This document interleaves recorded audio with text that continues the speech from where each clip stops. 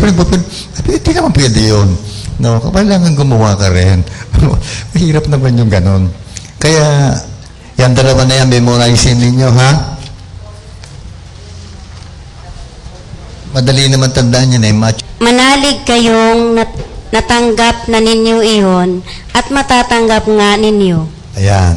So, ano man ang hingin mo sa prayer, sa dasal, manalig kang natanggap mo, matatanggap mo nga.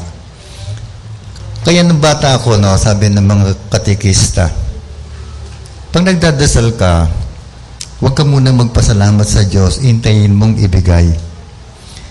Ang sabi sa Mark 11 verse 24, when you pray, believe that you have received it and you shall receive it. Naniniwala ko matatanggap ko, di magpapasalamat na ako.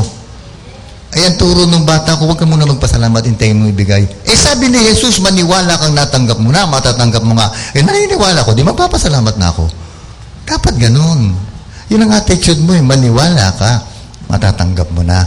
Di magpasalamat ka na, naniniwala kang natanggap Kaya ng bata ko, sa loob-loob ko, sino ba yung nagturo sa akin itong bagay na ito? Mali. Nung matuto ko, nakita ko sa Bible, sabi ni Jesus, when you pray, believe that you have received it and you shall receive it. Di ganun, maniwala ka. Pag humingi ka, maniwala ka, matatanggap mo nga. Ayan. Last June, ano yan? Sige. May tanong daw.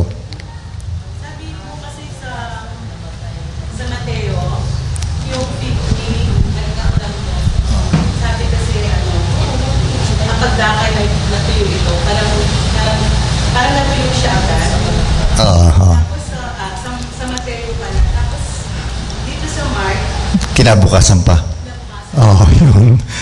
Ibig sabihin ganito, hindi natin matitiyak kung ang tama.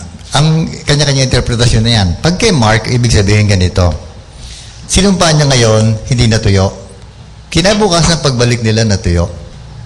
Ang ibig sabihin, pag nagdasal ang tao, yung oras na yun nadinig na, hindi pa nga lang tumatalab, hindi pa lang binibigay. So, nung sinabi ni Jesus, sinumpa ni Jesus yun, dumating na, kaya lang hindi ka agad tumalab. Para pag nagdadasal ka, hindi yata ko nadinig na ng Diyos, medyo delay lang ang dating. Kay Mateo naman, instant. Yung, bigla ka agad dumating. Ibig sabihin, ano man yan, basta't nagdadasal ka, tiyakin mo, darating yan. Maaring bukas pa, hindi ngayon. Kay Mateo naman, immediately. Bakit immediately? Kasi si Mateo, apostol. Apostol siya. So, ang nagsinusulat na ito, meron siyang intimate relationship. Si Jesus, araw-araw kasama ko. Kaya pag hingi ko, andyan na siya. Yung araw na yun, bibigay niya sa akin. Si Marcos, hindi apostol. Magkaiba. Ano na? Nauna, pero hindi siya apostol. Kaya ibang pananampalataya niya. Hindi kasing bigat ng pananampalataya ni Mateo. Magkaiba. Kaya ganon. Kaya nung ginamot ni Jesus, yung nanay ni biyanan ni Pedro, ang sabi ni Mateo, pagpasok niya, nakita niyang may sakit ang biyanan ni Pedro, lumapit siya at hinawakan ng kamay at gumaling. Nagkusa. Pagdating kay Marcos at kay Luke, pagpasok niya may sakit ang biyanan, nakiusap sila. Nakiusap pa. Tapos, nang dumating ng gabi, sabi ni Mateo, dinala sa kanya ang may sakit, pinagaling niya lahat. Sabi ni Mateo. Sabi ni Marcos at ni Lucas, pinagaling niyang marami. Hindi apostol Pag apostol ka, close ka kay Jesus, may personal relationship ka kay Jesus. Kaya pag nangailangan ka, hindi ka na makikiusap, magkukusa siya. Kaya nagkusa si Jesus sa biyanan. Mateo yun. At lahat ng may sakit pinagaling, Mateo kasi yun. Kaya kung ikaw apostol ka rin, lahat ibibigay. Pero pag hindi, depende yan sa faith nila Kagaya mo din. Kung ikaw nagdadasal ka, misan-misan, di katulad ka lang ni Marcos at ni Lucas.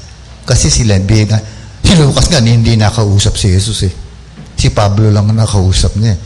Kaya wala silang personal relationship. Pero kung ikaw, araw-araw, kaya ito ang pinuturo, araw-araw magdasal ka at least 1 hour. Para araw-araw kasama mo si Jesus. Habang tumatagal, magiging parang Mateo ka, apostol din. Pag nangailangan ka, magkukusa at lahat ibibigay. Si Marcos at si Lucas hindi apostol, kaya nakiusap pa at marami lang ang ibibigay, hindi lahat. Kaya titignan mong mabuti. Ang gagawin mo ngayon, may inspire ka, ay kung gano'n, gayahin ko si Mateo. Magkaroon ako ng intimate relationship kay Jesus para pag ako'y nagipit, nagkukusa siya at lahat ng kailangan ko ibibigay. Pero kung katulad lang ako ni Marcos at ni Lucas na hindi naman apostol, makikiusap ako at marami lang ang ibibigay. Hindi pare-pareho. Hindi pare-pareho yun. Depende sa author. Kagaya halimbawa, Mateo 5, sabi niya, mapapalad ang mga, sa English, blessed are the poor in spirit, for they shall possess the kingdom of God. Pero kay Luke, blessed are the poor, walang spirit, for theirs is the kingdom of heaven. Bakit? Titingnan mo author. Sabi ni Mateo, blessed are the poor in spirit. Kasi si Mateo, dating tax collector, mayaman siya. Nasumunod siya kay Jesus, binigay niya lahat ng pangayamanan niya, naghirap siya. So pag sinabi niyang blessed are the poor, siyempre yung audience niya, sasabihin, oh, mapalad ang mahihirap, palibasa mahirap ka eh. Paano naman kaming mayayaman?